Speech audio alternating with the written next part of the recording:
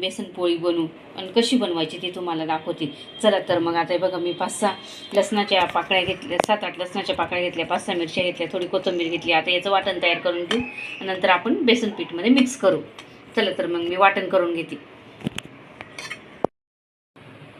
हे बघा मी आता मस्त असं वाटण करून घेतलं. आता बघा मी हे फुलपात्र भरून बेसन पीठ घेतलं. आता हे बेसन पीठ याच्यात टाकून घेऊ वाटीत आणि आता हे वाटण पण मिक्स करून घेऊ.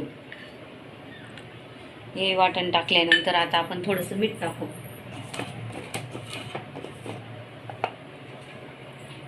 चवीनुसार मीठ टाकलं का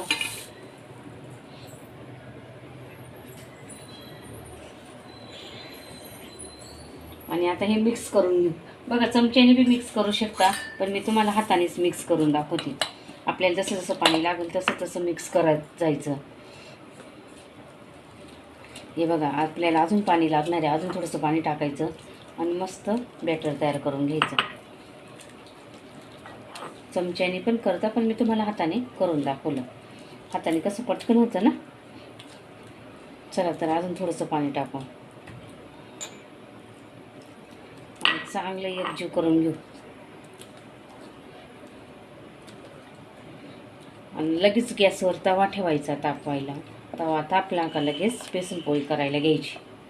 बघा असंच बॅटर तयार करायचं. हे बघा असंच बॅटर तयार झालं पाहिजे. चला तर मग आता गॅस चालू करते, त्याच्यावर तवा ठेवते आणि लगेच बेसन पोळी करायला घेऊ. छान तवा तापला आहे. आता त्याच्यावर आपण तेल टाकून घेऊ. तेल टाकलं का तर आहे ना ते खुरपीने असं पांगून घेऊ, म्हणजे असं पसरून घेऊ. असं पसरवलं का मग पळीने बॅटर टाकून घेऊ.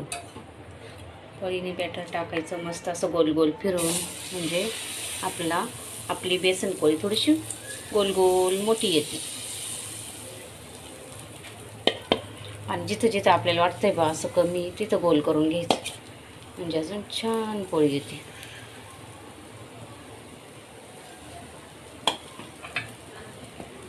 बघा छान आली पोळी. आता काय करू, कडाकडाने परत थोडंसं तेल टाकू. तेल टाकल्याने आपली बेसन पोळी तयार झाली.